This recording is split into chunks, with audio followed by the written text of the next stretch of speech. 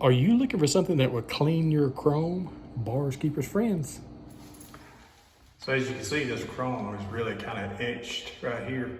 So I'm gonna try something. I'm gonna try this Bars Keepers Friends on this chrome and see if we can clean this up. Because this has been like this ever since I've been working in this building for the last 2 years. And I have tried different things. So let's see what this Bars Keepers Friends on the pad. Let's give it a scrub. All right, I'm just gonna take a cloth.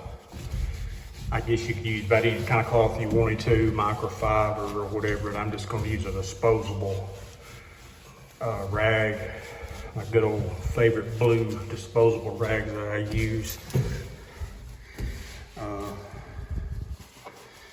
And give this a good polishing. Look at that. That is amazing. Here's a before picture of toilet number 2. I want you to look at all the grime around. This is just years of buildup of cleaner. This on this chrome. Before and after. Wow. I'm impressed. I'm gonna go ahead and do all of them. Since I'm dumping water everywhere, I just want to show you the befores of all the pitted stuff.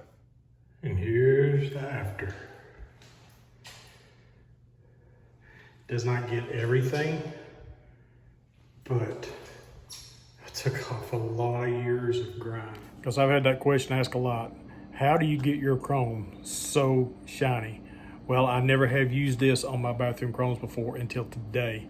And I have dealt with that green, pitted looking chrome for years off and on. And this stuff right here does the trick. This is an awesome way to get that green buildup off your chrome and around the seals of your commode where your chrome goes down into it. I will have a link in the description below to Bars Keepers Friends. And use this in a Scotch Brite pad and it will do some amazing stuff for you. And check out this video for more bathroom cleaning tips and have a great day.